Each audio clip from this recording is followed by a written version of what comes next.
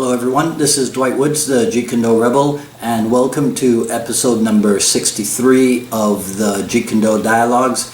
My dialogue partner today will be James Van Beek of Focus Counter Violence. I thought it was out of Chicago, but it's from around the way. I've heard nothing but good things about Mr. Van Beek, and so I'm really looking forward to this. So sit back, relax, and enjoy episode number 33 of the Jeet Kune Do Dialogues with James Van Beek. Me now? Yep, now I got you. Yep, now I got you. Okay. Yeah. I am not tech savvy, just so you know. I'm old school like you, brother.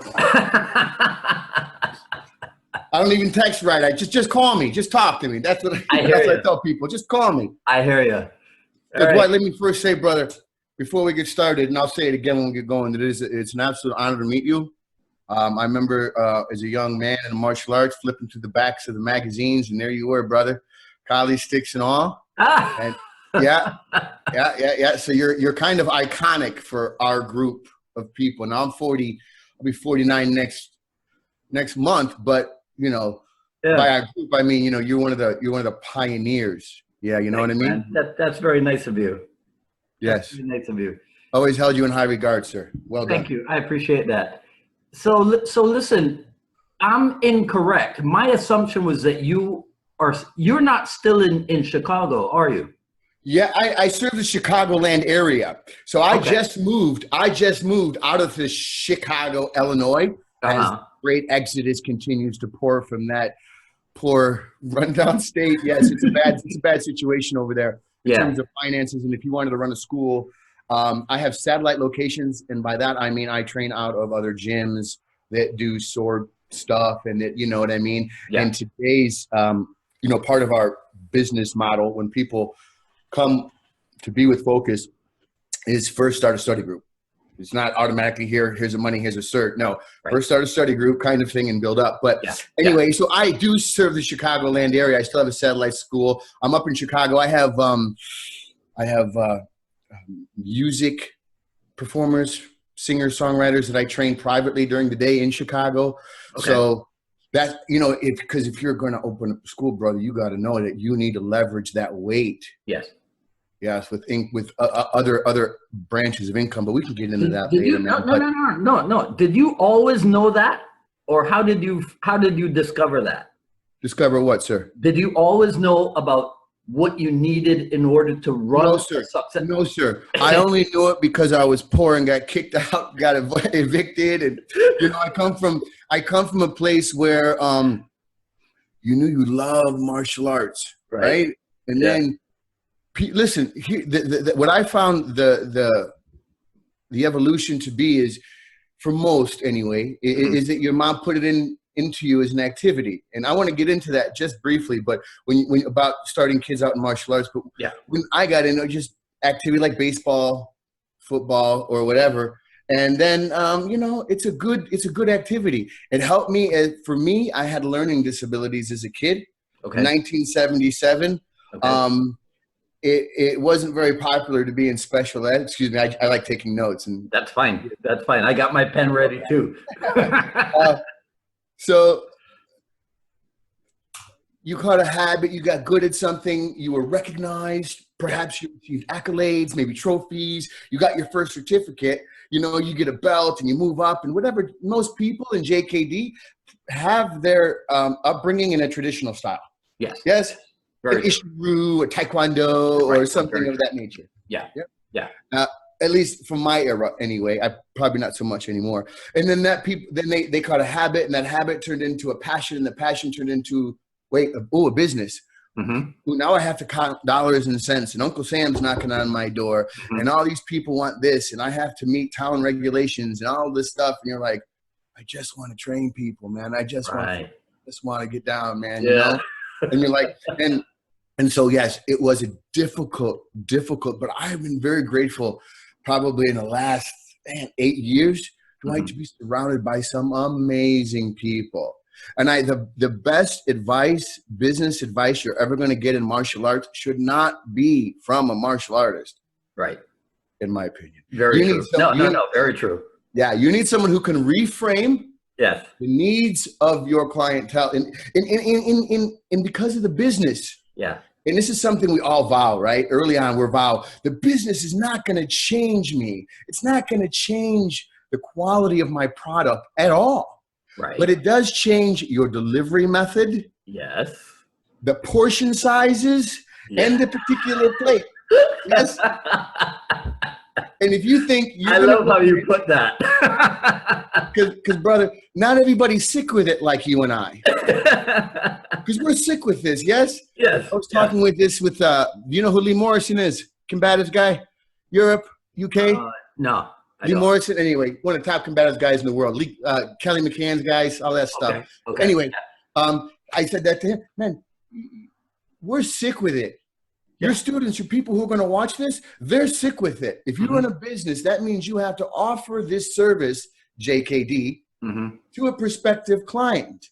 Now, you have to know that to keep your doors open, for the most part, your experience, if you reflect on it in martial arts, has been with other people who want to be what? Other martial artists. Right. And then from time to time, you have a minor self-defense class kind of thing. Yeah. What you're really using that for is an upsell. Or an opportunity to upsell to get them in. Yes? Yeah. Okay. Yeah. But and I guess I'm just going to come with it right away, man. The biggest lesson I learned, right? And then we can get into the JKD of it all, is that to JKD the business, right? You can't just JKD the fight. You have to JKD the business. Yeah. And you have to realize that there is a library. This library, and I want you to think of like a Smithsonian. How many arts, brother? I mean, you more than anybody knows. How many arts are there out there? Right. How many methods, styles? Yeah. Hundreds, thousands. Yeah. And then branches of those styles. Right. Different types of Brazilian Jiu-Jitsu now are coming up. You're starting to see factions. No, I mean, if you think about originally there was Kyokushin. And then the first split off was like Enshin karate, then Ashihara, then Oyama karate, then this thing, and so then Kyokushin split into like 10 things. Right. Yeah. So what I realized is that that's a huge library. Think of all of the martial arts in the world. Now, Jeet Kune Do is supposed to be about simplicity, economy of motion. It is supposed to take all the unessentials away. But for who, I should ask? So what business taught me is that it's not about me and what I think JKD should be, because I'm sick with it. And I want the whole kit and caboodle, man. Yeah. I want to trap. I want to fence. I want to do everything Bruce Lee, right? And so that's the way we came up. But what we realized is that the people coming to the library don't want the library. They want one book for them. They want the book that's for them. And so stick fighting might not be for them. You know what I mean? It might not be what they want. And so instead of, this is where it changed me a little bit, not mean in a bad way, but it made me put myself in framing it. Right. So in my old logo, you would see Jeet Kune Do. You would say JKD and the O of focus. Because it was such an integral part of what I do. Right. But people don't care.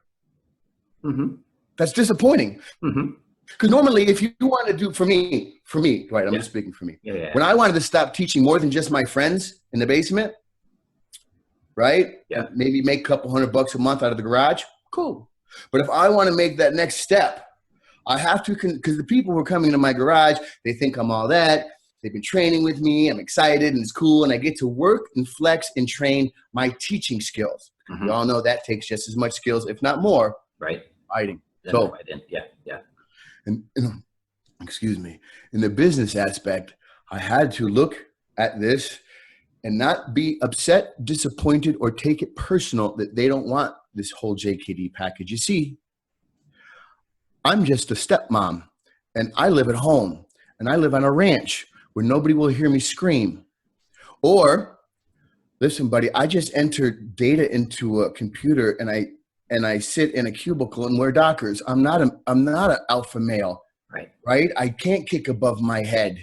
But I still feel like I want to save the life of me and my family. The guy tried jumping me at the movies last week, and I freaked out. Mike, what should I do? And I tell him, sign up for my 4-year JKD, blah, blah, blah, blah. He's going to be like, bro, you know? Right. So to really satisfy the needs, you have to JKD your business. You have to find out not just what's essential for you, but what's essential and economic for the person who came in the door. Yeah. And it might not be a tax down a lap salve. It might, you know? Yeah. So as soon as I started researching you, Sorry, you had to go through all that. No. I loved it. Are you kidding? I loved it. Because I don't talk very often with JKD business people. Okay. Right. Hard to find. So one of the first things, I mean, the obvious thing is at least 4 programs: the Crucible, yes, Finding Fight, yes, Safe House, yes, Hit Fit. yes, Right. yes. So what I realized is that what you had done is you have Jeet Kune Do, but you took Jeet Kune Do and you created, for lack of a different expression, specific programs for specific niches within the Jeet Kune Do niche, right? With proprietary language. Yes, yes. Meet people where they're at. Yeah. Yeah. And when you speak honesty to people, you don't have to, because what the problem is when you get into businessy things, you sound cliche, because if you don't know how to do business, the first thing you do is jump onto the business cliche terminology, right? And narrate, you know, and so you go, well, if it's fun for the whole family and blah, blah, blah, and you start saying all this stuff, and it's like, yeah. And so those things that I made, what I found, now this is critical to my evolution, was my drug addiction. Mm-hmm. Right. So I was a cage fighter. Cause you know, I'm a VUNAT guy, me and the PFS crew, man, that's what we did. Vu says, Mike calls you up one day. Hey, so part of JKD, Vu says, is like Bruce did. You go do this, you go do this. So Paul would give people assignments. He would tell somebody, hey, I want you to go find a Tai Chi master. Hey, I want you to go find a ground guy. Hey, I want you to go and you'd go out and find the best guy at that. Yeah. Well, he said, Mike, I want you to start cage fighting. Okay. Because it was brand new. Mm-hmm. My first cage fight, I had the Kempo gloves on, you know? Mm-hmm. Yeah. And so I was I thought anyway, a pretty well-respected person in the community. And to me, that's what was important at the time. My name's in lights, fan Beeks, Jeet Kune Do, yada, yada. And that's what I thought was important. Yeah. And unfortunately, I was mistaken. And I found out the hard way.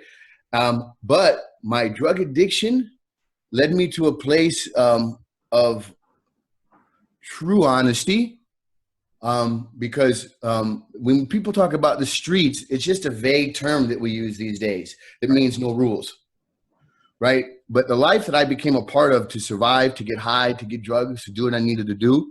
And let me say that I am not proud of one thing I've ever done. Yeah. But I'm not ashamed of it in a way that, you know what I mean? Yeah. Because I can't change it. I can't change it. I can only extrapolate, like Bruce said, the good from it.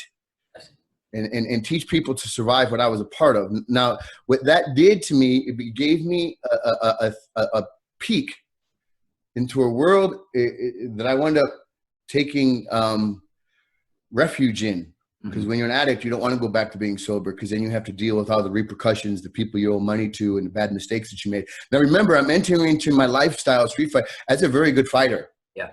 You know what I'm saying? I mean, everything being equal. I'm not being braggadocious. I'm just saying I'm a cage fighter. I've been doing martial arts since I was 8, right? And now I'm in the streets at age 30. And so I seen things. See, before I tell you, man, I still pull tears from my eyes. Yeah. But I tell you that violence is not. And so I came up with this list of what martial arts told me was going to happen. I'm not saying Jeet Kune Do or this person or that person. I'm not. Right. And when I say violence, I say it as an entity, much like the dark side of the force and the good side of the force in Star Wars. Yes, like an entity that possesses you. Because we always take people in our seminars, can you see yourself being violent? The answer should be yes. Mm-hmm. I hope so. Mm-hmm. Right? Yes. So,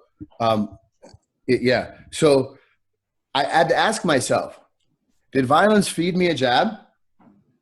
Did violence ever put me in its guard? You know? Mm-hmm. Did violence ever XYZ? Right. And when I woke up one time, my head was hanging halfway over into the street.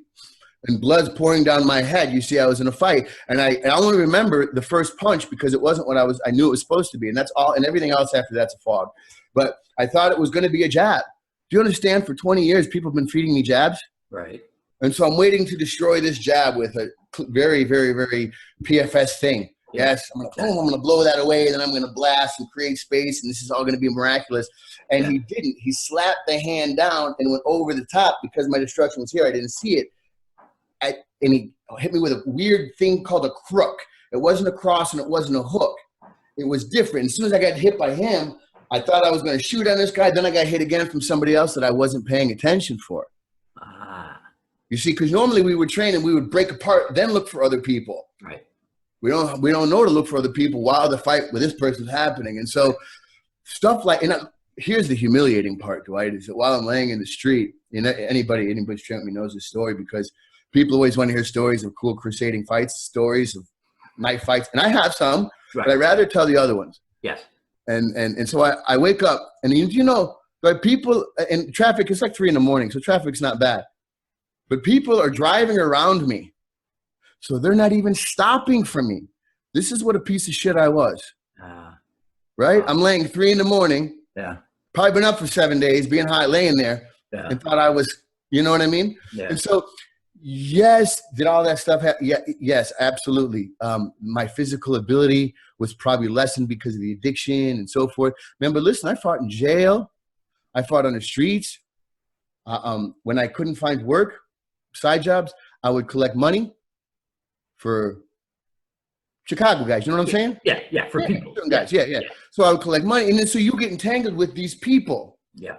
And so this movie version of the Jeet Kune Do that you're used to and trying to replicate becomes a distant thing.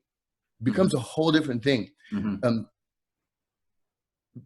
So that's what it means when I read about you, that martial art turned out to not be what you thought it was.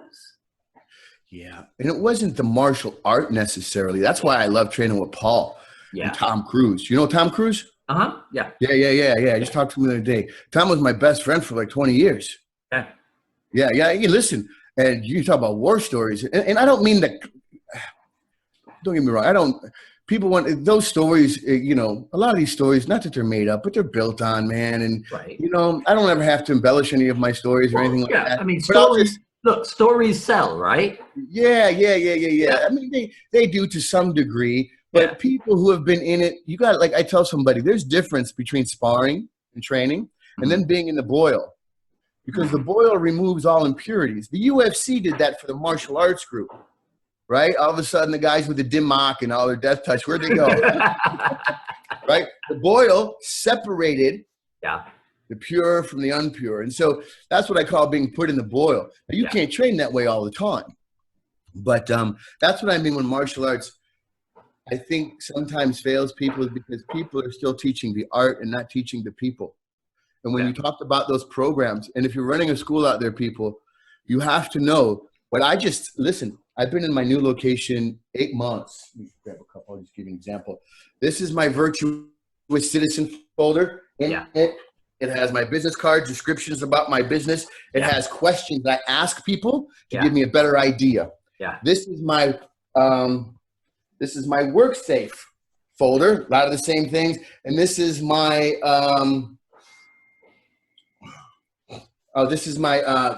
consultation folder.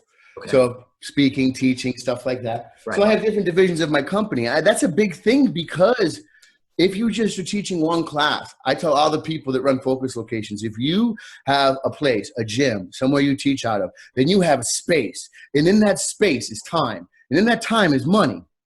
Now, money is a result of worth. When you have value, that's what you first do. Value is letting people know you exist, that you are the best resource for their self-protection. Now, if you want to be a best resource for Jeet Kune Do and martial arts, that's a smaller crowd. You understand? Right. Smaller crowd. Not that you won't make those. See, the idea is to make those people JKD people. Bruce, I was asking my kids' class the other day who had heard of Bruce Lee. These are 10, 11 years old. Nobody. Dwight, nobody. Yeah. Right? Yeah. Yeah. And the more you ask people, and it's hard because we're trying to keep this thing alive. Yeah. Yes. But I think it's probably going to, and I don't mean any disrespect, but I think it's going to stay alive in a different way, you know, than Bruce Lee, the actor, Bruce Lee, the person. It may stay alive in our dedication to teach people their Jeet Kune Do to save their lives. Because I don't know about you, brother, but I've gotten the phone calls. I've gotten probably about 5 or 6 of them in my life. It's been a long career. So 5 or 6 isn't a lot. Where I had a guy call me twice where this guy was in the hospital with his wife and they tried to attack her, and she had taken a 10-hour course with me 3 years prior. And the second thing she says to her husband is, find Mike Van Beek. And he's like, who? Because he never, you know. So you get these calls and you're like, thank you for what you showed me. Thank you. Yeah. Right. One of my guys, guy had a gun pulled on him last year in front of him and his wife. His wife's driving through the park, through the grass. She's freaking out. He's got a 2-on-1 arm grab. This guy's trying to, whew. And then she calls me and says, man, Mike, thank you so much for your time with Joe. These are the things. This is where JKD lives on, brother. Okay. So, well, see, because I think what you've hit on there is we are continuing what Bruce Lee could not continue because he passed away. But to think that Bruce Lee might have stayed in just the martial arts setting, and I mean, if you look at the evidence, I think the evidence is there that he would have gone places with this thing. So I think that all of the iterations that somebody like you, right, have brought to Jeet Kune Do, I think that the evidence is there that this is a possible direction in which Bruce Lee might have gone. Maybe the movies, I mean, the movies are, but it's all the same thing. It's just the many versions of it available. And when I say versions, I don't mean the stupid original versus concepts version or whatever. I mean, come on, man. That's how I grew up, brother. That's how I grew up. Right? You know, because it was like East Side versus West Side. I know.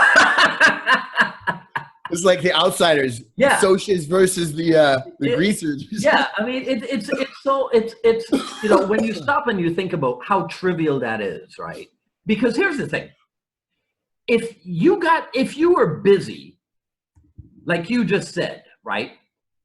If you were busy making sure people know that you are the most valuable resource, right?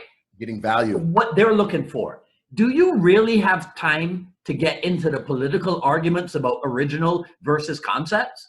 Yeah, here's another one. Dwight, and you're really on fire here with that. And that is, hi, my name is Mike Van Beek, and please, nobody take any offenses. Hi, my name is Mike Van Beek. What do you do? I'm a martial arts instructor. What do you teach? Well, I'm a regional director for the Midwest, Descendants of the Masters, senior instructor, progressive fighting systems, Bruce Lee's Jeet Kune Do, contemporary Jeet. By that time, they're like, I'm sorry, what? What? Yeah. Right. So there is that kind of, I look at that in the same way. Yeah. I think for the person watching this and that you're giving great things. Even now it used to be concepts versus original. People who are caught up in, is he doing more Wing Chun, and should I stay in a right lead, and should I, you know, I think that all the arguing is probably doing what Bruce asked you not to do. Right. Yeah, exactly. Yeah. Exactly. He said Bruce was a free thinker. Yes. And no one from I would think from Bruce's camp in the day, whether it be Danny or somebody else, is going to say Bruce was a free thinker. He said, you know, if you go this way and you go this way and you go this way, that's your way. Mm-hmm. But that, like Vu used to say, that doesn't mean you can sit back on the couch and smoke a pack of cigarettes a day and call yourself a JKD guy, because you can't. Right. Yeah. Do you know what I'm saying? Well, there's some level of competency here. Yeah. You have to have some level of competency. But that being said, when people come into me for training, I can't show them my JKD. My JKD is for me. Yes. And for me to protect my family. Yeah. Right. And that's important to note, because the difference between making money and not making money is the difference between need to and nice to. For most people, martial arts is a nice to. Right. Mm-hmm. switch that over and say, saving your life, protecting yourself from violence. Now that goes to a need to. Yeah. So now you become further away on someone who's, priority list. Yeah. You have insurance for your home, your car, right? You have health insurance, and these are all just in case you get in an accident, just in case you get sick. Let me give you an insurance policy through training that's going to ensure your survival during a violent attack in your life. Because most people, even in a percentage of towns, if you do the numbers, Dwight, the most people that are sick with it, like you and I, are always going to be around 10 or 12. So if you have one JKD class and you have 10 or 12 people, you're not making any money. Mm-hmm. You're just not, if you're barely paying the bills. Right. And so you have to, my life on the street, and I was robbing people, and I didn't hurt anybody. I would rob people who picked up prostitutes. You understand? Yeah. Stuff like that. So let's say those people who are interested in martial arts outside of those 10 people don't have 4 years, right? Aren't going to sign a contract and don't want that as a recreation, but they will come in and train with you for 10 or 20 hours if they feel it's going to help them, save them from a home invasion. Yeah. And so that's why I made those programs, like you said, because what I find more is get more phone calls at my school. Like, can I come in and do a 90-minute thing for my softball girls team? Oh man. And then you go, well, when they come in, should I teach them a pock and a lop? How do I keep it JKD for them? Yeah. Yeah. And so those are the answers you have to find. That's fascinating because the more you talk, the more I go, man, when do we ever stop being able to peel this onion that is Jeet Kune Do? Yeah, right. There's like layer upon layer upon layer upon layer, right? Hey, it's not a peel, it's a grinder. Because when you learn it, don't come easy. Yeah. There are people, I know a lot of people who have been blessed with a financial blessing, and they've been able to fortify themselves an opportunity to get ahead of the game. Yeah. Pay money, and that's okay. Beautiful. God bless you. But for most of the people watching, and you're trying to figure out how to go from A to B to C and maximize your audience, whether it's through social media, whether it's right, you want to maximize your audience. Mm-hmm. How do I do that? How do I get people to be sick with it like me? Well, the first question is they're not. Right. That's the hard lesson. And the more you try to get out there to people, like, I had no idea. I even have some of my students, Mike, I wish people knew how great this stuff was. And I'm sure you feel the same way because we're so passionate about it. Mm-hmm. Because for me, it saved my life from addiction. Yeah. It's literally saved my life, Yeah. When I was in special ed and being picked on and bullied, I went to martial arts class and I could process all that negative emotion on the heavy bag. Yeah. Martial arts and Jeet Kune Do for me has been a refuge for my life and a lighthouse in the fog. And so when I want to share that with people, Dwight, and they don't carry that same enthusiasm, I get disappointed. Absolutely. Right. If I'm going to be honest. Yeah. But I have to be honest and go, you know what? That's not their fault. Right. It's not my fault. Yeah. It is what it is. So what is it that you use to get out of your own way? Yeah. Man, can I do a good job of getting in my way? Man, can I do a good job of that? But, I've been grateful. I've been, like I said, blessed to be around, have some amazing people around me. And when I changed over the brand from the old focus to the new one, we tell people reality-based, we try to keep it on that thing. And I don't do belts. I don't do those things. I heard Nick saying something about not having octagons. I don't do that stuff, right? I'm a reality-based. Even when we do jujitsu, we don't do jujitsu. We do concrete jits. We do, we do everything relative to what that means when some guy who outweighs you by 100 pounds is sitting on your chest, punching you in the face, and your wife is in the next room. Mm-hmm. As soon as he's done with you, on to the next one. You know what that means. Mm-hmm. Right. That's why people come to martial arts these days, bro. They ain't coming because they got watched a bunch of Kung Fu Samurai Sunday. Mm-hmm. You know what I'm saying? Those days are over. They died with you and me, man. Mm-hmm. So I think people are going to come in through your door, through my door, through the people watching, because what I did is I identified key components and reasons why people wanted to come, and I made brochures. So here's like an events brochure. Yeah. Here's one for education and consulting. Yeah. I found out that people wanted to come train for community, fitness, family. Yeah. Yes. And so when you're asking someone to join, it's going to be in their head. This is intercepting, brother. Intercept them. Yeah. Find out what they want. Yeah. Yeah. And have it for them when they walk in the door. Well, no, that is meeting them where they are. That's interception. Yep. Yeah. Yep. Yeah. Now, in your dialogue, you can be like, "Look, we offered this, man." Stop. Move around with the guy first. Let him throw a couple jabs. Let him see what he's got. Yeah. Yeah. Oh, I took Kempo and I did this and I did this. I knew check. Check. And or they're gonna say, "Oh, I feel awkward. I don't know what to expect." Yes. This is, by the way, why most people don't show up, because most men, incidentally, would rather look good losing than look bad learning because of the ego. Yeah. This is why you don't get guys coming in, married men. Why don't most women show up? Family. Why won't most women show up? Why is it most women show up? Why won't most women show up? Oh man, most of my students are women, Dwight. I don't know.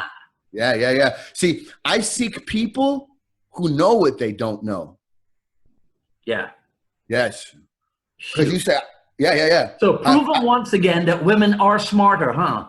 Well, no, because it's not shameful for them. You see, right? So if you were going to, I don't know if you know who Edward Bernays is. Edward Bernays is Sigmund Freud's nephew. Yes. He was the one he was the person responsible for getting women to smoke in the 1930s. Yeah. Wasn't he responsible for bacon and eggs as breakfast and what have you? Yeah. People would hire him. He'd figure out ways to get people to go, you don't need that, idiot. But would you feel better if you had it? Right. Yeah. And so women are like that kind of, right? So right now it's acceptable for women's empowerment to be, you know what? Yes. And look, you can't ignore the data. The data says you, and you pick one. Who's going to be raped? One of you will be. Right. Can't ignore the data. But do I feel like being that guy who goes, 97% of so-and-so and so-and-so? I don't like being the guy. I like talking to people like I was the criminal and I've turned a new leaf and I'm being honest with you. So if you're doing a grab my wrist program, I want to tell you that violence won't do that. Violence will grab your hair, punch you in the face like you're a man, throw you in the back of the van, and rape you with 7 different guys, 7 different ways till Sunday. Yeah. And then you will wake up with your eyes swollen shut, patches of your hair missing with 7 guys run through you. Now, nice to meet you. I'm Mike Van Beek. Right, kind of thing. I don't want to scare them away either. Yeah. But you have to be somewhat honest. Right? Now, when you try to put Jeet Kune Do back onto that reality to which women know is going to happen. And when they come in here, I have a thing this Friday called Ladies Night. Right? So they're going to come in here because I know that they all feel intimidated. I don't know what to expect. So I want to bring a girlfriend. I already know that. So I survey a bunch of women, find out what their blockades are from coming in, knowing that it's cool to champion that women are all about yoga pants and fighting and getting in shape and Instagram and everybody's right. So my females constitute probably 70% right now. Okay. It's growing. When guys see more guys coming in, it's growing. This is a new location. It's been here 6 months. So and it's all blue and gray, the decor, right? Yeah. I love it, man. It looks so clean. I love it. Thank you. It's cool. When I did this, I didn't get a big place. I get it where people felt comfortable because I think in community it's important because again, I have to put my desires of whether, Jeet Kune Do or whether I want to see my life. My name is nowhere on my brand. It's nowhere because it's not about me anymore. Right. Okay. It's about now whether you do it or not, that's entirely up to anybody. That's cool. Do what you want. I just felt that I've been selfish most of my life. The way I was a punk kid. I mean, I wasn't a punk kid, but anyway, I don't want to make it about me. I want to make it about the people. I try to spend as much time as I can working in service of others. And I love what I do, and I just want to help people. Save their lives. And sometimes it is disappointing. You know that, right? You get people like, man, I'm just trying to help you save your life. And that's what it boils down to me. Okay. Not just because so many times that listen, you have to ask yourself, Dwight, and I think when you put paper to pen and you ask yourself, where does my day look like? When all these people are trying to tell me I need to take self-defense and martial arts, I go home, I wake up, I go to work, I come home, I take my kid to softball. That's it. Maybe I go to the gym. What do I need martial arts for? Yes. Right. I don't drink. I don't do this. I don't do that. So this is where people are coming from. And now you want me to spend 4 years So unless they have a passion for activity or a hobby, they won't do it. Yeah. And you have to get to why martial arts. Yeah. Why JKD? Yeah. Why is this even in existence? Yeah. Right. For the marginalized, for the ones who are on the bottom of the power curve. Mm-hmm. Right. As a criminal, I know we have a saying in Chicago. How do you know you're in a fight? You just got hit. Right. Yeah. And so okay. I get it. This is how overwhelming violence is. So when you take martial arts and you say, listen, Bruce for the 60s and 70s, for what he was dealing with, is not what we're dealing with today. Right. So it's not so much a matter of what it is you are doing. And I know this sounds heretical talking about it, but what you are doing it against. Mm-hmm. We are in, if we're going to be honest, Dwight, we are in the one business where context determines content. Mm-hmm. Yes? Yeah. So if you make programs around context, right? Yeah. So if you're a real estate agent, if you're this person, it's this person, violence means something different to different people. Because a Brazilian Jiu-Jitsu guy or a Jeet Kune Do guy, you're not breaking into my house at 2 a.m, Dwight. Nick Faroki's not pulling me out of my car at a stoplight, unless do I owe Nick some money? I don't know. So do you know what I'm saying? Yeah. My point is that where people are going to need to apply martial arts, they need to know it's going to work in a life and death situation without having the normal status quo is come and take my style. And at the end of reaching this style, or at least 3 or 4 years, no matter what situation I put you in, you'll be okay. This is what we're trained and programmed to think. I'm going to tell you from my experience, none of that is true. Right. Okay. I was an MMA fighter. I was a cage fighter. None of those things were relevant to what I was doing at the time. That was a cage. That was martial arts. People do martial art. Martial arts is done with other martial artists. I'm doing to you what you're doing to me. You can't train that way. Mm-hmm. Jiu-jitsu people, the fault of, say, someone, jiu-jitsu is a good example. The only fault of jiu-jitsu is you're only doing it against another jiu-jitsu guy. Do you know when I rob your house and plan to rape your wife and your daughter in front of you, I'm not going to do a double leg takedown. Right. Whatever it is I'm doing, it's not going to be what you're used to. Yeah. Right? No one's going to feed you a jab.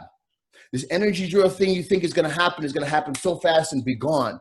And here's the thing.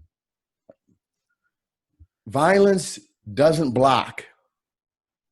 So if I am hell-bent on fighter A's destruction, and I don't mean fighter A in a martial arts class, I mean, why martial arts? Self-defense. Okay, against what? Against whom? Well, there's a thing, I call it victimality. Victimality. We all carry a victimality. I can tell you from being a criminal. And that if it meant I got high, I looked at people. And I'm a martial artist, I'm a fighter, so you used to student of nature thing, yeah, reading people, right? Yeah. Yeah, predator profile. Victimality is a contraction of victim mentality. No, yes, part of it, yes. So okay. There's a biology to being a victim, yes. Yeah, so yeah. if you are a human trafficker and you're looking to make money, yeah, rich people do sick stuff, right? So, but I got to find victims. What am I looking for, Dwight? I'm looking for that victimality of I'm needy. Yeah. I need to be told I'm pretty, and right. I'm starving for attention. Yeah. When I walk up to her and I run this game on her and whatever. So we all have it. Some people try to fake it. But we all have a certain victimality of where we're laying a guard. The thing that says that I am a victim. And what determines that is the life that you walk. You know, so we have what's called a whole, I want to do this for you, Dwight, so I can, I don't know how it's going to look on a thing, but I'm going to tell you in martial arts, I've summed it to look like this. Can you see that? It says PV, parentheses, plus minus PV. Yeah? Okay. You remember that. All right. Inside the parentheses is a plus and a minus. Now, I will submit to you and your listeners, Dwight, that Jeet Kune Do is all over this. But we've not done a good job because we've kept Jeet Kune Do inside the parentheses. Because Jeet Kune Do is a lifestyle too. We talked about how you use Jeet Kune Do in your business. Right. You know, let them throw some punches and then find out where they're at and then just pop. get them in. And sometimes you may have to put in a headbutt, who knows? But inside the parentheses is everything ever martial arts. The plus and the minus means very specifically two things. Did you get hit first or did you see him coming? Okay. That's it. Yeah. That's it, Dwight. You either saw it coming. Now, whether you see it coming or not depends upon the pre-violence, that PV. Right. How good was your predatory recognition? How good was your orientation when you got hit? Victim orientation process. Because as a criminal, I seek to disorientate you. Yeah. To gain superior time. Yeah. And strength over you. Yeah. Yeah. I have knocked out several guys who are bigger than me on the streets fighting for money, right? I'm just some Richie Cunningham looking cracker on the streets, bro, in Chicago and Cook County Jail. Honestly, right? Yeah. And so the dealers would come and they'd be like, "Oh, I'm shadow boxing, trying to work off a tweak." And so I'm fighting big guys, right? You can disorientate a big guy. You can disorientate anybody if they don't know they're going to be hit. Right? So go back to that person who just works 8 hours. Listen, by the way, they probably make 6-7 figures a year. You know what I mean? Mm-hmm. Let's say they make good money. They're in your suburb. Every house that you buy, those are your customers, not martial artists, not students who are trying to be martial arts instructors. There's a difference. Those are usually who we get. I hope to someday be in Dwight's shoes, your students. Yeah. I hope to someday pass on the legacy that Dwight does. Yeah. Respectable. Yeah. But the people who need it, when people talk about, I've trained some pretty high-ranking people, but I don't talk about it. I train celebrities. I don't talk about it. Right. Because I don't enjoy it. It's cool, though. Yeah. But it's not rewarding. Why There are not? 5 guys with guns in the military. They're good. Uh-huh. What about your daughter, Dwight? What about my daughter? What about your sister, bro? Uh-huh. Right? How about my mom? Yeah. How about some of your mom? Yeah. Right? How about every person I missed when I was locked up? I was hoping was okay. You know what I mean? Those are the people is someone who's dedicated to teaching Jeet Kune Do on a life-saving level, not just on a hobby passion level. Right. And I tell you what, man, you've had some amazing guests on, like Brendon Burchard. He's another one. He's another iconic figure, right? Yeah, he's a bomb. You guys know so much. I mean, as far as like the whole Bruce and Danny thing, that I don't. That I really don't. But I've always looked for you guys to pick up some cool morsels of just goodness, but I don't know that stuff. But as far as this other stuff goes, the better you are at seeing that coming. Yeah. If I planted you as a victim and I saw that you were on point, Dwight, I would deviate from taking you. But this is the thing. Pre-violence game, man, you might hit me first. Right. I'm listening to you, and I thought, so I wanted to ask you this. All those people you just mentioned, right? Like you called them before, the people let's say at the bottom, on the bottom rung, the people who need it. The one who need it. Yes, the people who need it. The potential victims, not the bar fight at 2 a.m. Yeah. Okay. So the PV, right? See, now you got me thinking about 4 different things. Sorry, Dwight. Right? I told you I'm ADD. I'm all over the place. Yeah. No, see, yeah, you and me together, right? You got to have somebody pacing us. Pace. I'm sorry. I'm going to back up. No. Here's one of the other things that I'm listening to you, and I'm picturing you teaching a group, or even what do they call it? Onboarding, right? Like pre-induction or what have you. And you know what scene comes to mind? Bruce Lee telling Lau in Enter the Dragon, we need emotional content. Yes. That is exactly what you have preached since we've been on for however long.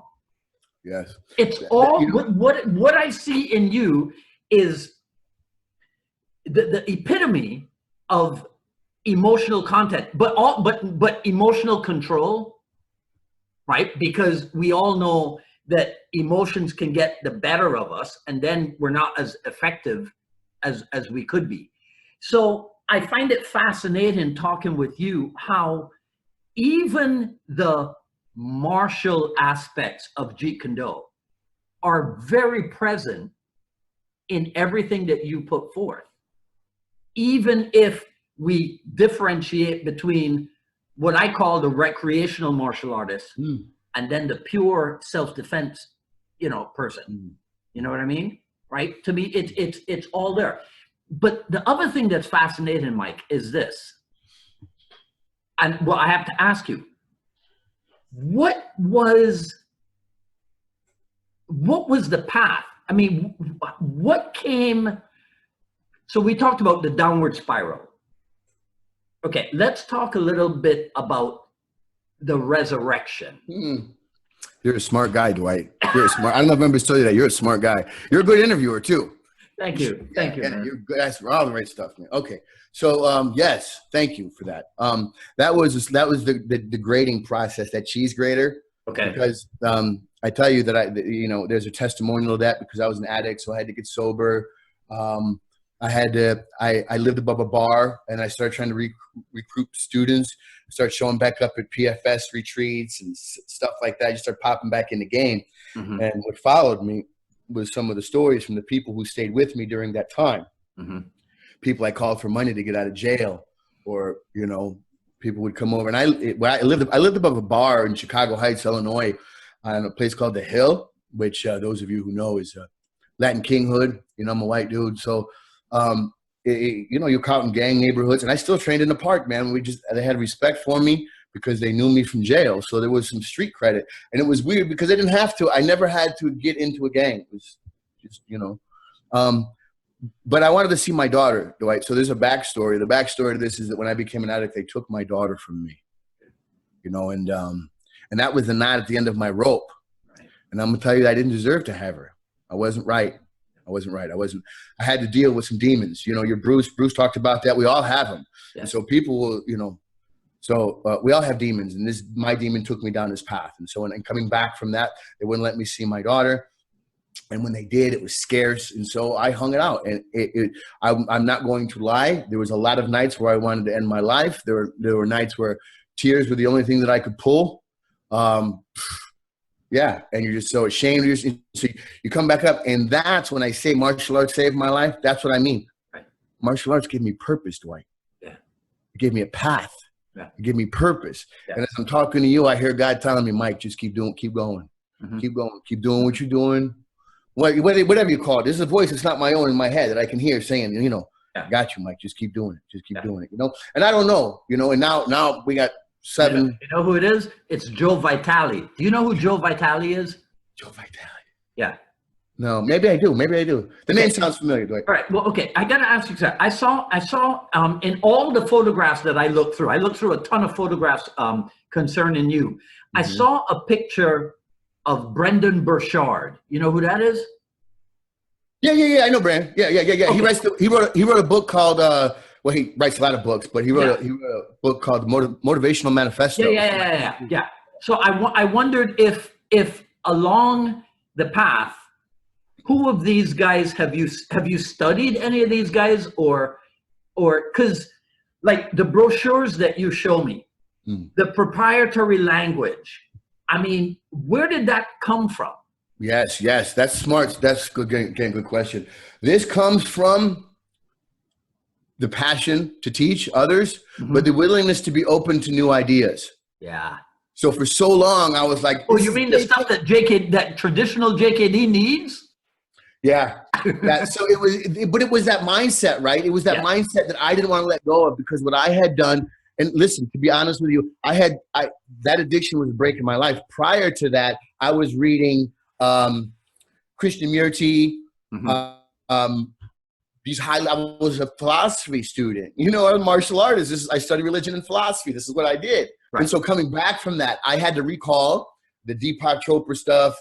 I read the New Testament, and I read all the Asian, because you're a Jeet Kune Do person. How do you not read, right? How do you not get into Buddhism? How do you not get into Taoism? At least read the material, right? Yeah. The art of war and all this stuff. I mean, it's almost kind of cliche, but you're supposed to, right? Not every Asian guy knows how to fight, but you follow the status quo, the cliche things, and that's what I started not to do. Okay. I surrounded myself with some good business people, and Mike, that's what you want. If you were your customer, yes, you would be a happy guy. Mm-hmm. But that's not what everybody else wants. So I have to be willing to say, okay, what is JKD? And I'm not going to get everybody here on a 4-year curriculum. How do I do it? Because I have a mission to make a difference and to make $1. I want to make $1 making a difference, but making a difference comes first. Yeah.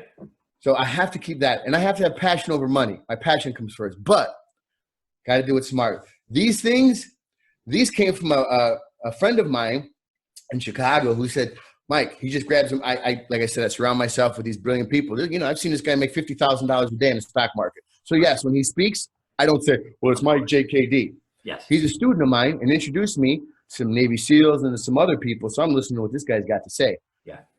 So he writes it down. People want to see community. They want to know when they come into a place, how are they going to feel? He got all Edward Freud's nephew on me. Yeah. He starts telling me about people, things that people don't know that they want. And that's why they want them. Yeah. And so that's what I was able to do. And I said, you know what? All of this means I care. When someone walks in, they go, you know what? This dude loves what he does and he cares. He cares. That's very good, Michael. I'll tell you, people are afraid of 3 things: time, money, and intimidation. So if you're in there, come on, check me out. You're doing all your stick stuff and they're going, I have to go to work tomorrow. I don't want to, you know what I'm saying? They see intimidation.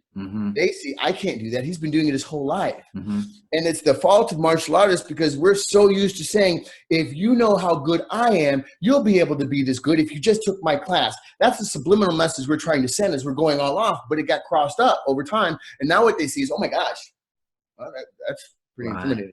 Yeah. And so that's why I think that in JKD, I have had to restructure it in terms of prioritizing the hierarchy of training. And here's what I mean. Okay. There's a lot of people. So trapping is very impressive to someone who's never seen it. Yes.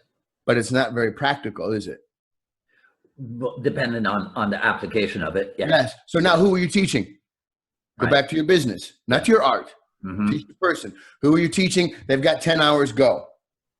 Right? You go, well, wait a second. At what point are you going to come to this reference point? And that's a reference point that's here and gone. Yeah. In moments of panic. Yeah. And it's not going to be because she was attacking him. She's the victim. Understand the relationship here. Right? She's going to put her hands up and then he's going to keep punching her. Because, and what I mean by violence doesn't block, this is why when people say trapping doesn't work, this is why trapping doesn't work. It does in a different way. Because when you start tuning somebody up, they tend to cover. They cover. They don't block. There's not a central line or half. People block center line because they're taught to. Now, I know this is going to dishearten people. But honestly, don't tell the next guy that comes out the street to block center line. Well, most people block center line, and I'm going to punch this way. You will get punched in the face by someone who's trying to hit you. Yes. Violence is trying to hurt you, not trying to trap you. Trapping is something that happens as a result of somebody getting hit and they put their hands up. Right. Yes. Yeah. So you got to first hurt somebody. So the number one priority should not be interception. That's how you get it. That's a matter of timing, is it not? Interception is a matter of how when, not how fast, but how when. How when. Yes. Yes. I love it. So the interception is not the priority. The interception is the vehicle and the timing, right? Yeah. The number one priority is violence of action. That's the physics of it. Okay. Violence of action. Now, Bruce told us how to get violence of action. Range appropriation, mechanical efficiency, mental and emotional content. Yes? Those 3 things give you violence of action. Now, if you can't do all those 3 things in the boil, they will crumble.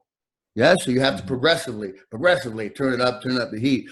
So you have someone who comes in, she's got 10 hours. If she's got 10 hours, we're talking, when you said something to me, you talked about emotional content. What I noticed is that when I look at the kids that come into my classes, and I have like a basic MMA, they don't know they're doing Jeet Kune Do, they don't know what it means. To them, they just MMA, right? Yeah. So the people who come to me are generally marginalized. I have one like baseball player athlete, you know what I mean? But the ones with the will to fight, they're in football and wrestling. You know what I'm saying? Yeah. The kid that you get. So the hardest thing that you have to teach people is the will to fight. The honesty to fight somebody. This is something that Bruce was, I think, when you read his stuff, and again, you guys know more about this than I do, but I think so much of his stuff was on his physical technique. I think he was starting to really, you see it in Enter the Dragon, right? Emotional content, not anger. Right. Oh, shit. Bruce messed me up there by not saying anger, because now I think, right? So he's asking something of us. What does that mean, emotional content, not anger? The Greeks got it right, dynamis, the will to fight. Mm-hmm. Where I am riding that charged lightning. I have a habit of making equations to make sense to me, as we all do this. Skill plus will equals one's intensity level, right? Mm-hmm. So if you're a man of you have a lot of skill but no heart, right, you will lose. Right. Yes. Yeah. Yeah. Yeah. So you have to have both. It's like trying to bench press with all will. There's another side of the another side of the aisle of martial artists who don't even call themselves martial artists, who are like weekend warrior camo guys, and they're all raw, right? And this cage gorilla kind of fighters. Yeah. And they're good at what they do, right? But they're all rage, no skill. Yeah. So they're gonna die real quick in a fight. Yeah. But when they get hit, right. So will plus skill equals intensity. Now you need intensity for violence of action.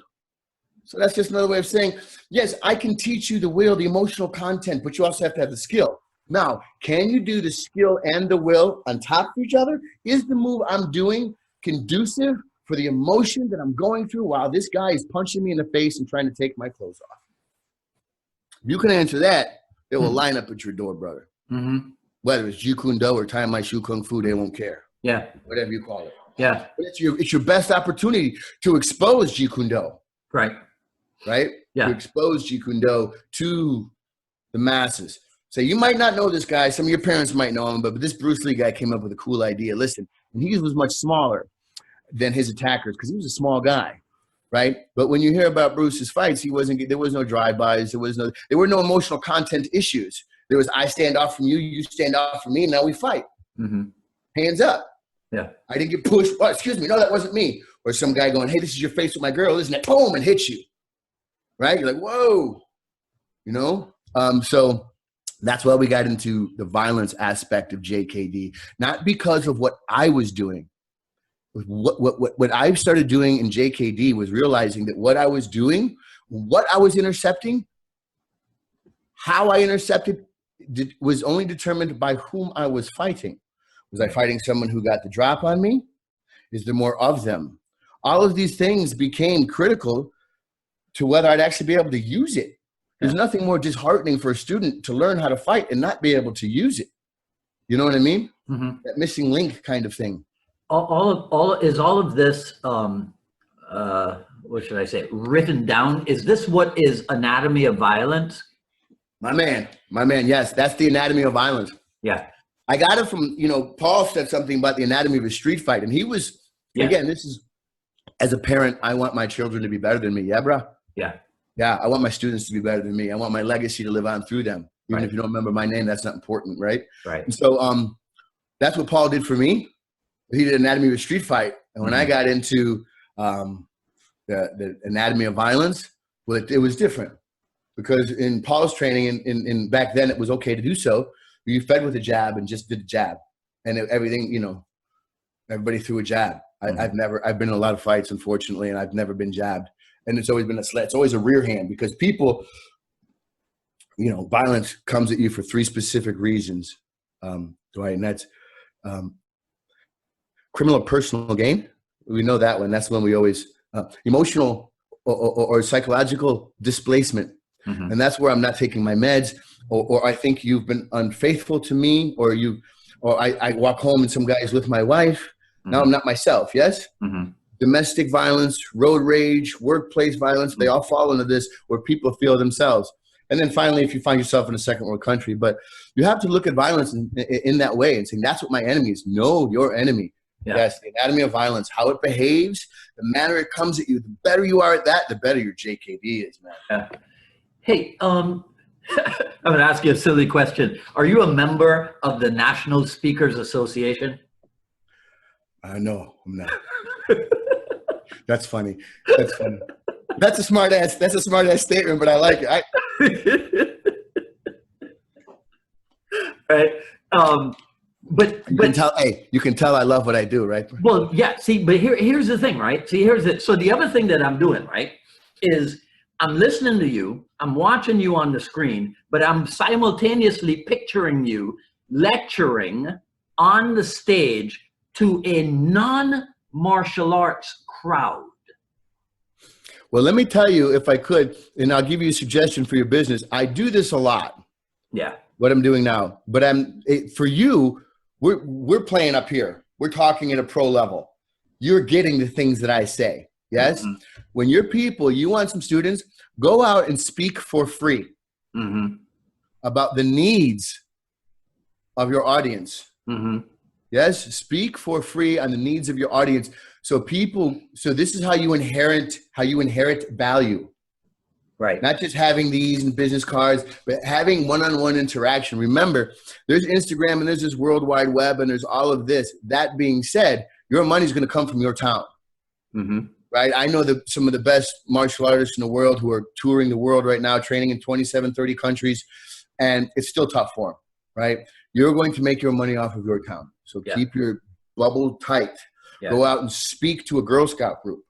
Go out and speak to your police department. Go out and don't remember, practical sounds like tactical for a reason, right? Don't get too caught up in the fancy techniques to try to impress people, and you will lose them. So let me tell you a quick story because people like stories, Dwight. I was running security in a club in Chicago, at a club called Cuvée. I was at Cuvée. It was a champagne lounge.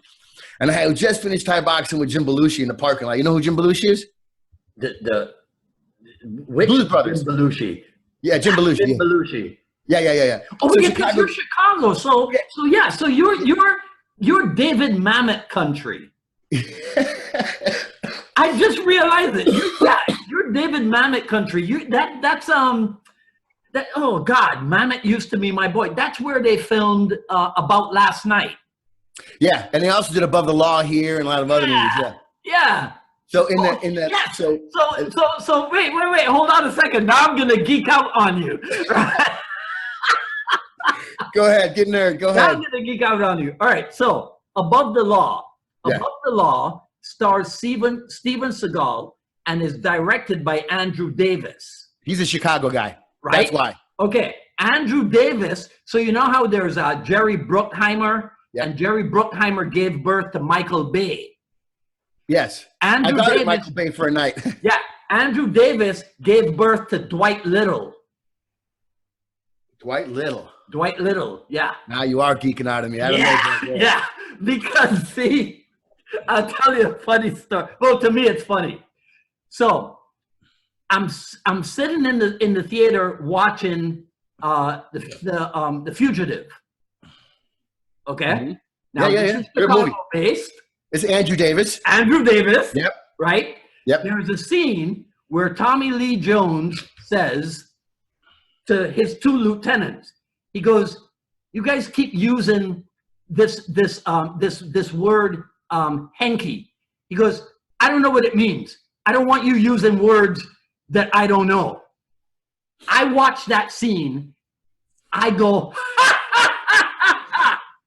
I'm the only person in the cinema laughing. Later on, my girl says to me, she goes, "What was so funny?" I go, "Didn't you see that?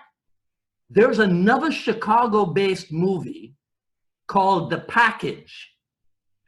Tommy Lee Jones and the same two actors from The Fugitive. They arrest him. His name is Walter Hankey." So if you don't see the movie, you're probably the only person on the planet who caught that. I think you should send Tommy Lee a letter. Right?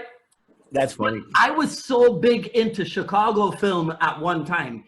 Yeah. Primarily because of David Mamet. Yeah. Well, I had a fortunate, I actually got to guard Michael Bay for a night. Yeah.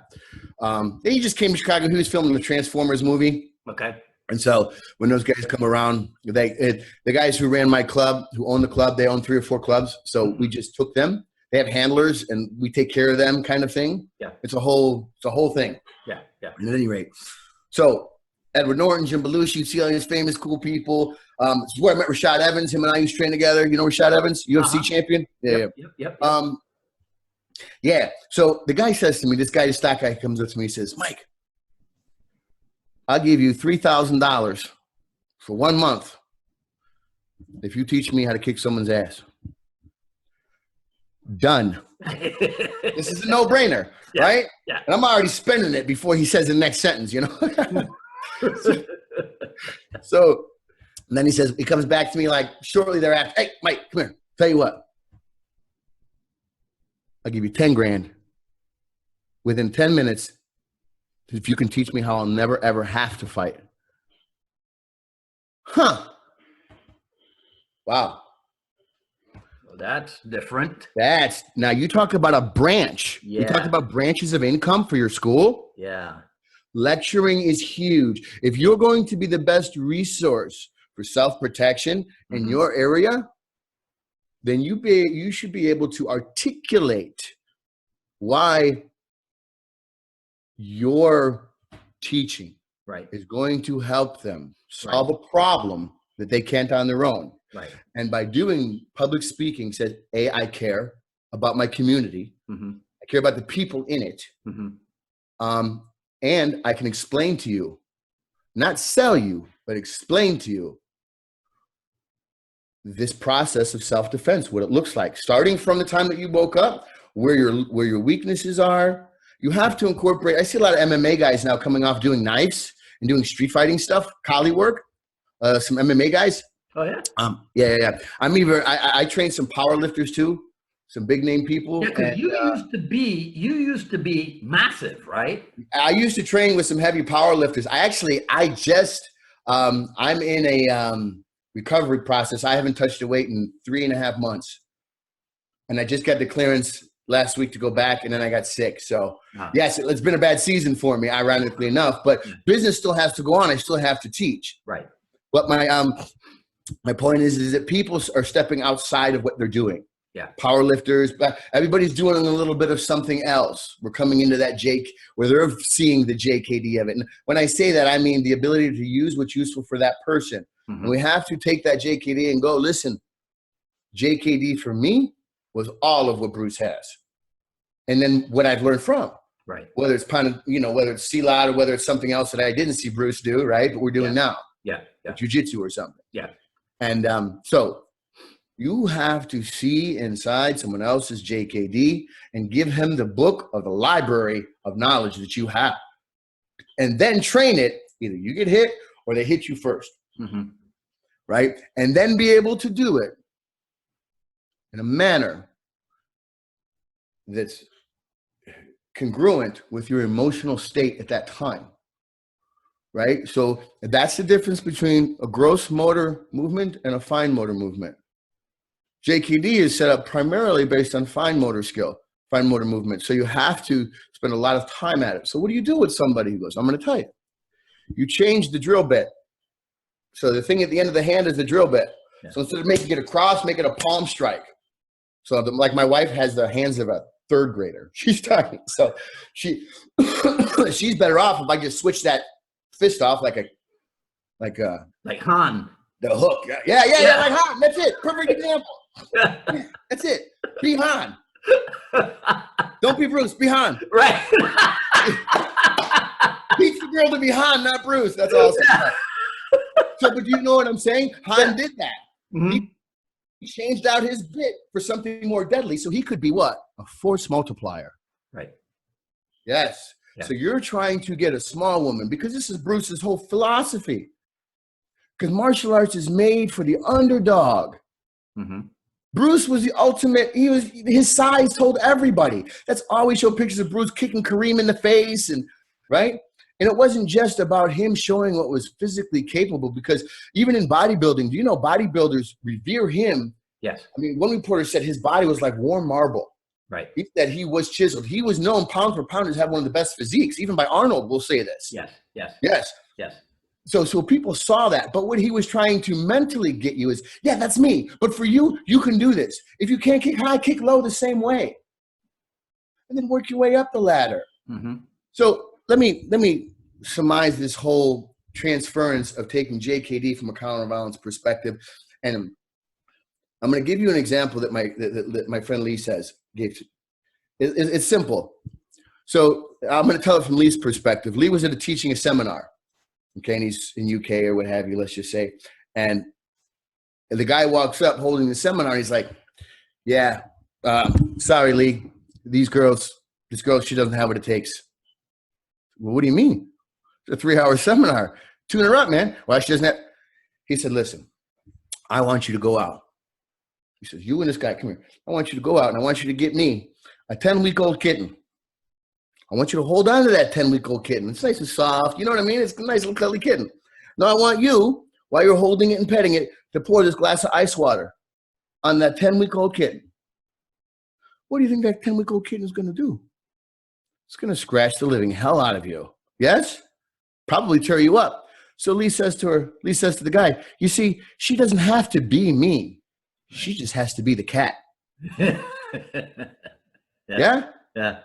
Yeah, and so when you realize that you don't have to make black belt expertise, Jeet Kune Do practitioners out of everybody that walks in your door, Right.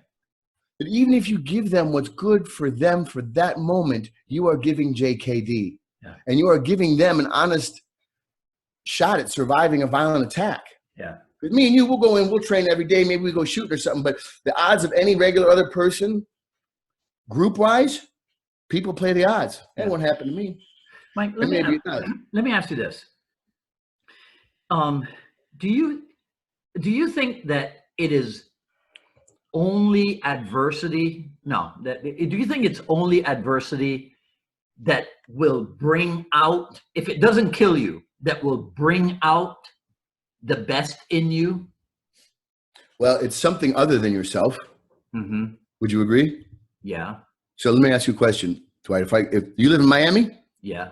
now I got a reason for the season, baby. Here I come. Who is it? Hey, Dwight, open the door. So it has to be something else. So if I lived in Miami, I would, on my best day, when I felt really good about me and my workout and I'm a trainer and I feel really good about myself, on my best day, I should be smart enough to place accountability in my way. Mm-hmm. Right? So I have to know that I'm always not going to be my best me. So if I don't want adversity to change me, so this is when you get over 40, right? Yeah, when you have more years behind you than you do in front of you, yeah, life perspective changes a little bit for sure. Yeah. But if you are going to excel at being a better person, at being a better businessman, you have to have accountability. I learned this from lifting, from training, right? If you have someone, when I first started Jeet Kune Do, I was training with Dion Ricardo. You know who Dion Ricardo was? Yeah, of course. Yeah, out of Degerberger, Degerberg Academy in Chicago, right? Well, no, I know know Dion. Actually, I know Dion because of Vunak.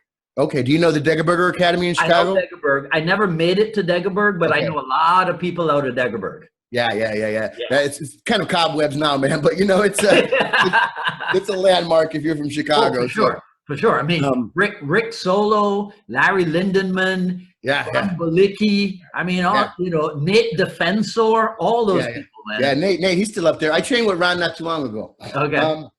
I went to one of his seminars, I was like supporting JKD people, whether I know what I'm saying? Right. Yeah. Yeah. So I think, and I think what you're doing is I think what you're doing is good, because there's a lot of petty stuff happening. Right. Not happening or not happening, but it's like in politics or anything else. You can get into that. And so when you're doing what you're doing, man, thank you for that. That's good work, man. You're not, you know what I mean? Yeah. It's really easy for people to cast people out of better. Somebody asked me the other day, last week, why I'm doing this. And I answered it, and then I get home and I go, that's not a good answer. Yeah. So I'm working on the perfect 30-second answer to it, right?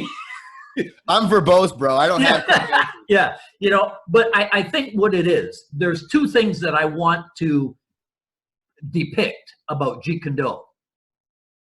The stupidity of the us Jeet Kune Do versus them Jeet Kune Do. Right.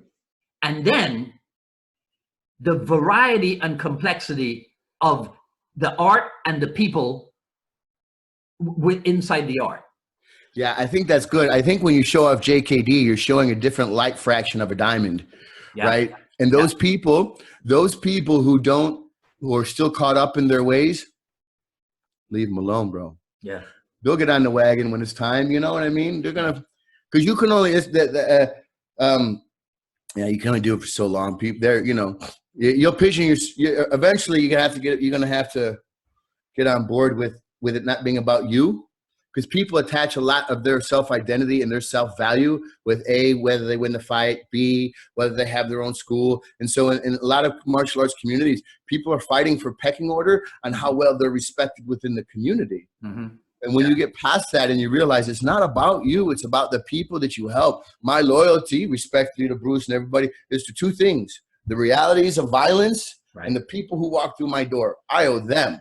Yeah. I owe them. They paid me for my honesty. And they paid me for my honesty to help in a time of crisis. Yeah. That if they don't listen, if something happens and let's say, Dwight, you don't make it home tonight, you know, the life of everybody else on the other side of that door will change forever.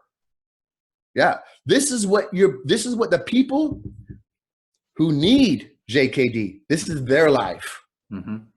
Right. And so I think the best thing you could do is realize that that's what your clients are thinking about. And that's how you change it from a martial arts nice to passive hobby that looks cool at Christmas parties and barbecues, or a need to, this shit's going to save my life, period. Yeah. And when you say it like that, you can connotate the will to fight.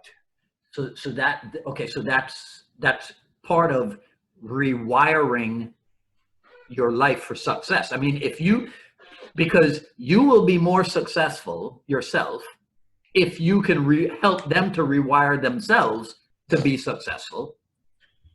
Yeah. A lot of times what we teach, Vu used to say to me all the time, people bag on me because I give people certificates, you know what I mean, when they come out and they think they didn't earn them. Well, they have already been training prior to getting here. And I'll tell you, the fastest and best, one of the best ways of learning is teaching. Right. Yeah. Others. Yeah. That's how a lot of us got into it. Yeah. You know? Yeah. It is. Garage groups, right? Teaching other people. Yeah. Yeah. I mean, we needed to train. We needed people to train with. Hey, can I ask you a question, Dwight? Yeah. When did you start? I started 10 years before I went out to Inasano. And I went out to Inasano in 83. And you went out there specifically for him, huh? Pretty much, because everything that I had seen and been following and read pointed to him as the guy to go to.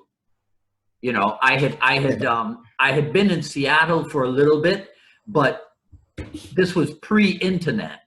Yes. Right. And so the people in Seattle that I knew, they knew of Jesse Glover and Jesse Glover's little brother, but they didn't know about Taki Kimura. So I spent some time with Michael Lee, Jesse's little brother. Mm-hmm. And then 3 years after that, I made the plunge to head out to California. Okay, good, man. Good. So did you ever train with Paul? Oh, God. In 83, in 84. You trained with Paul. In 85. Yeah, I met Paul in 88. Brought him to Miami in 91, I think it was. Yeah. Mm. Oh, yeah. Actually, on Monday, we did a kind of a reverse dialogue, and Nick Faruqi interviewed me. So on the postcard that I made for that, I tried to put like historical picture. There's a picture of me and Vunak from 84. Nice. Oh, yeah. I mean, Nick and I talk about it all the time, right? You can have whatever problem it is you have with Paul Vunak. Jeet Kune Do would not be the Jeet Kune Do that it is today worldwide without the efforts, the great efforts of Paul Vunak. I don't care what anybody has to say. Yep. I spent 20. At one point, I was a second senior student, only to Tom Cruise, Right. practicing PFS. Yeah. Yeah, wow. Yeah, both him and Tom, just overwhelming. Yeah. I mean, I'm going to tell you a quick story about Paul real quick. I was going through a valley in my life. This is before my addiction. This led to my addiction, actually. Mm-hmm. And I called him, and I was at my wit's end, and I said, I got to call my buddy Paul. You know, we weren't pen pals or anything. You know what I mean? I was a dedicated student and had been for 10 years with him. Right. And Paul's that guy. Yeah, you showed up. But if I don't see you, I'll start paying attention to you after about 10 years and start seeing, you know what I'm saying? Yeah. With your loyalty, because you got that from Danny and the guys. Loyalty is key. Mm-hmm.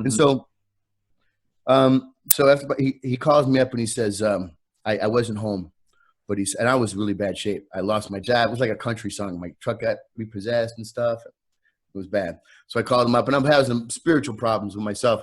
And I left him a message. It's very heartfelt. He calls him back and says, Mike, I'm sending you $500. Come see me. Click.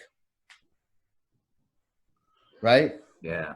Okay. Yeah. So I buy a ticket, a round trip ticket, which cost me like $300 and something. So I get to California with like $100 in my pocket, and I still haven't talked to Paul since that message. So I gave some friends, James Wilkes, he's a UFC fighter now, but he was a PFS guy then. I called him up. He trains with Eric Paulson now. Uh-huh. And I called him up. He's like, no, man, Paul lives in Mission Viejo, bro. I'm going to have to come get you. I'll take you down. So I actually went up hanging with him. We did some spec op guys on a local military group he did. We trained. And then I went to Paul. I walked through Paul's door. He doesn't say anything to me for the entire time I'm there. And I'm like, oh, man. I'm still, because, you know, it's a sifufu, right? I'm still a little enamored here. So anyway, long story short, next day he wakes up. He says, Mike, you give away your need. You take things personal, and you're losing all of the power in your life because of that to make the best decision for yourself. Right? And then we went on and did some other things, but I want to tell you that, you know, we only trained like once or twice. Right? He bought me a round trip ticket, sent me $500, come out, and all he didn't give me a shoulder to cry on. It wasn't like he straight up looked at me and told me as an old soul, Mike, stop giving away your need. So I tell that story to say that I could probably show you and tell you a million different fight stuff about Paul. But I tell you that to say that no matter what you think of the man, he took time out for me when I was in a bad place that nobody else would have, and sent me $500 to a plane to come see him. Yeah. To come detox from the world. Yeah. And I'm going to leave that right there with him. Yeah. Well, see, I mean, look, listen, man. This is the thing about Jeet Kune Do, right? Bruce Lee was a seeker of truth. Amen, brother. Okay. If we keep that idea of truth in Jeet Kune Do, so we do not BS ourselves. So we cannot BS ourselves about the condition of the world. We cannot BS ourselves about our own personal conditions and what have you. And if we never dig, and so that's why I said to you, the stupidity of Jeet Kune Do, the us versus them aspect of Jeet Kune Do. It's the biggest bunch of BS that there ever could be, because we all have that common origin. Yes. You know? So yes. And look, you and I have spent an hour and a half here. You have epitomized what Bruce Lee talks about when he says, honestly expressing oneself. Yes. Yes, because it doesn't, and what people get, because it doesn't look like yours. Remember, you don't have to be me. You just have to be the cat. Right. Yeah. So what the gift that you had, I wanted to ask you this, but I'm going to tell you this first. The gift that you have given me for the past 90 minutes is that of honestly expressing yourself. Right? This is going to be the best thing that I do all day. I mean, I gotta go get some Indian food for dinner, but this is gonna be the best thing that I've done all day. But I want to ask you about one more gift, and I take this from your website, the Gift of Suffrage. Break that down for me. Let's wrap up with this. Yeah. So the Gift of Suffrage, it's you know, I don't know where people are at today. You know, where you're at in your life while you're watching this. Maybe you're watching this as a respite from life. It's kicking you square in the nuts, man. Maybe you're in a great place. Life is good. Bills are paid. Wife is happy. Kids are graduate. Maybe all that's great. I don't know where you're at, but I do know that somewhere somebody is suffering, and it is, when I talked about whether it's you have faith in a God or whether it's the universal divine intelligence within the universe, no matter what it is, everything that is happening is supposed to be. There's a gift in the suffrage. We always counsel brothers. So if Dwight, you and I, let's say we grow to become close friends and I'm having marital problems, I'm going to call you up. Yeah. I'm going to call you up. Yeah. I'm going to be like, brother, man, I need to share. I need to let go. And that's healthy. I don't live in that 1960 tough guys crap. I don't. Right. Because if I don't process, I'm going to go to jail, bro. Mm-hmm. Right? Now, that's healthy.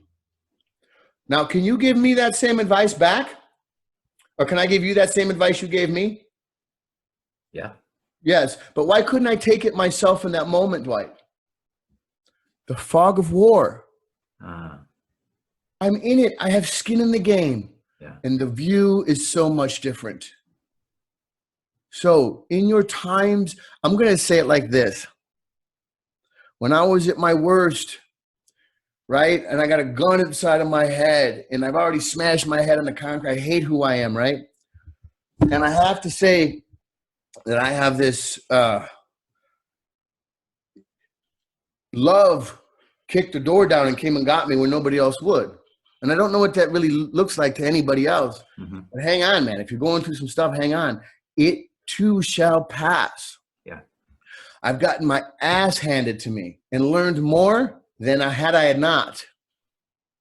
Right? Waking up on that curb taught me so much about the fight and taught me so much about me. Yeah. That suffering I went through taught me so much. There is a gift in suffrage, and what you need to do, and that's why I said in terms of accountability, if you're looking to establish yourself, your sanity, know yourself, and really get into your ability to be on your game. I don't believe in self-mastery. I think it's a constant process, yes? Yes. But if you seek that process and you're saying, listen, this sucks right now, the only thing you can do is find a brother or sister to hang on to. Right. Yeah. Right? I always tell people, don't have my back because you're pushing me from behind. Don't stand in front of me because you're slowing up be on my side. Yeah. Be on my side. Yeah. Right? This kind of thing where two brothers are holding you up. Right? Like when the guy who's passed out, when bouncers take people out of the club, that's how they do it, right? Yeah. So hold yourself accountable to be better and surround yourself with people who give a damn about you. And I don't mean because you're cool, because you can fight, or because you have a school, but care about you as an individual. Right. You know, so there's a gift of suffrage there. You have, because people commit suicide in that suffrage, right? I'm a recovering addict. So if I go to a meeting and I'm not having a good day, you might find me with a needle in my arm tomorrow. Highly unlikely. Right. But so to tip that scale, whether it's drugs, whether it's alcohol, whether it's you just saying, you know what, I could do better, Dwight. Yeah. You just clued me into another thing, man. I just realized that part of what I'm doing too is building the Jeet Kune Do family. Yes. Making sure that we all know that we have JKD brothers and sisters out there. And maybe, just maybe, if you need to, you can turn to somebody. You know, somebody, I didn't know you 2 hours ago personally. We had never met. Yeah. Somebody else who doesn't know you can hear what we have just talked about, look you up and go, Michael, I got to tell you, man, this is the thing. And I think that we got one of the greatest martial art families, one of the greatest martial art legacies, you know, We're just not that well organized. It's like Gandhi said about Christians. I love that Christ guy, but Christians, eh.